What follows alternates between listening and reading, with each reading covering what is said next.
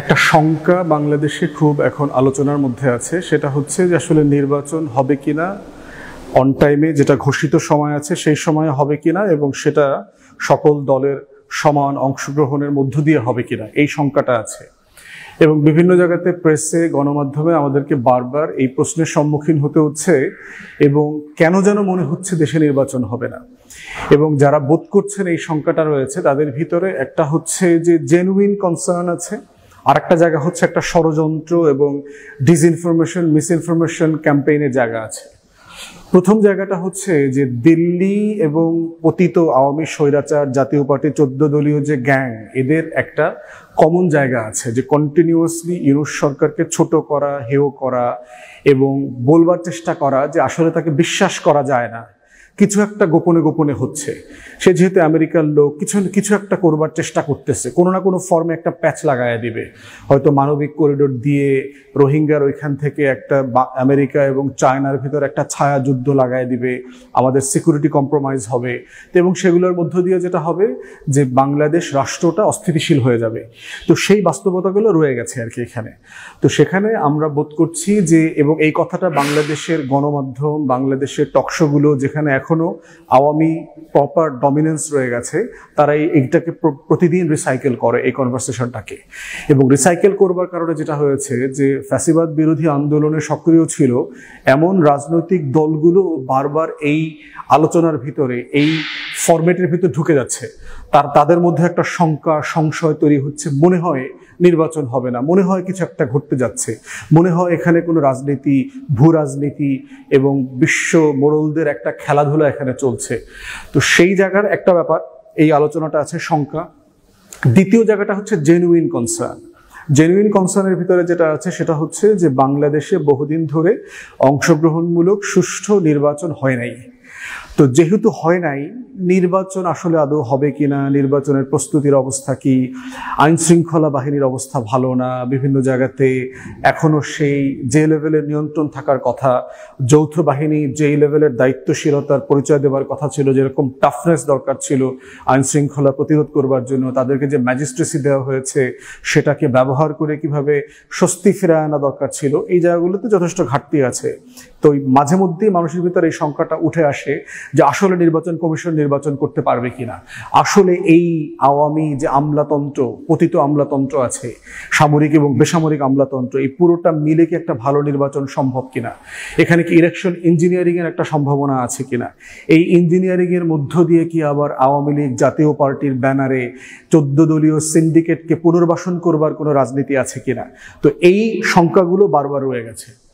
ব্যক্তিগতভাবে আমি প্রফেসর ইউনূসকে যেটা রিড করেছি সেটা হচ্ছে যে 85 বছরের একটা মানুষ কোনোভাবে মৃত্যুর আগে, কবরে যাবার আগে একটা যুদ্ধ লাগানোর দায় নিয়ে মরবেন অথবা আমেরিকার স্বার্থ পালন করবেন, এখানে এরকম কোনো বাস্তবতা আমি দেখতে পাচ্ছি না।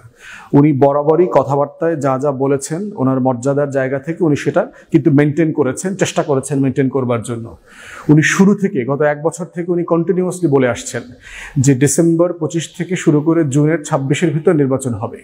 এটাকে উনি ঈদের আগের বক্তব্যে আরো পরিষ্কার করে আরো এগিয়ে নিয়ে আসছেন, আবহাওয়া, ঝড়, বন্যা, জলোচ্ছ্বাস এগুলো বিবেচনাতে, যে নির্বাচন এপ্রিলের প্রথমার্ধে হয়ে যাবে। এবং প্রধান নির্বাচন কমিশনারকে ডেকে ইনস্ট্রাকশন দিয়েছেন, প্রেস টিম বলেছে যে যতগুলো নিরাপত্তা উপাদান আছে নির্বাচনকে সুষ্ঠু করবার জন্য, সেগুলোর প্রস্তুতি, সংস্কার, বিচার, এগুলো সবকিছুকে মাথায় রেখে ডিসেম্বরের মধ্যে যেন নির্বাচনের সকল প্রস্তুতি আয়োজন হয়ে যায়।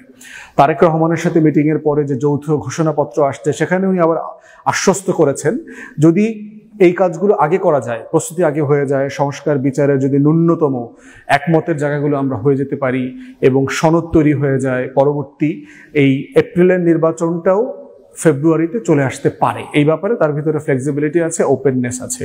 তো সেই জায়গাতে আমি বরাবরই দেখতে পাচ্ছি যে নির্বাচন নিয়ে আসলে অনিশ্চয়তার কোনো জায়গা আমি দেখতে পাচ্ছি না, সেটা ফেব্রুয়ারিতে হোক আর এপ্রিল হোক। এখন পর্যন্ত নির্বাচন এপ্রিলের ফার্স্ট উইক, সেকেন্ড উইকের মধ্যে হওয়ার কথা। তো সেই জায়গাতে আমি বোধ করছি যে প্রফেসর ইউনূসের শেষ ইচ্ছা কি, উনি আসলে কি করতে চায়।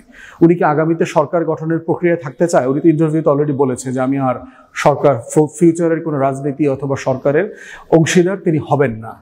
সেক্ষেত্রে ওনার শেষ ইচ্ছা কি? উনি বারবার বিভিন্ন জায়গা থেকে আমরা যেটা জেনেছি, ওনার দুইটা শেষ ইচ্ছা আছে।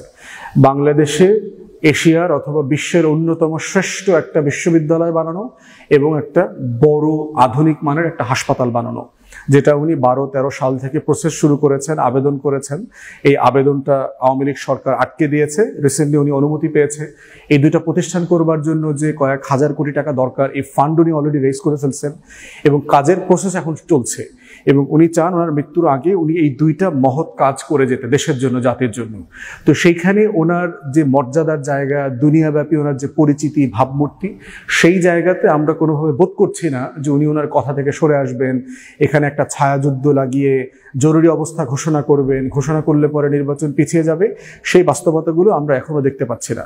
তো সেখানে আমরা বোধ করছি যে প্র্যাকটিক্যালি পিছাইলে অথবা আগাইলে যেই কনসেনসাস, ঐক্যমত্য থাকা দরকার রাজনৈতিক দলগুলোর ভিতরে, অংশীজনগুলোর ভিতরে, সেগুলো যদি হয়, ঘটে, তাহলে সেটা হবে। সকল রাজনৈতিক দল, বিএনপি সহ মিলে যদি মনে করে যে না, এবং অন্তর্বর্তীকালীন সরকার মনে করে আমার প্রস্তুতি হয়ে গেছে, ডিসেম্বরে নির্বাচন হবে, হবে। আবার যদি সবাই মনে করে যে না, আমরা আরো 2 মাস পিছিয়ে ফেব্রুয়ারিতে করবো, সেটা হতে পারে। যদি এপ্রিলে করতে চায়, সেটা হতে পারে। তো এই ফ্লেক্সিবিলিটি রাখা দরকার। প্রফেসর ইউনূসের উপর আমাদের আস্থাও রাখা দরকার।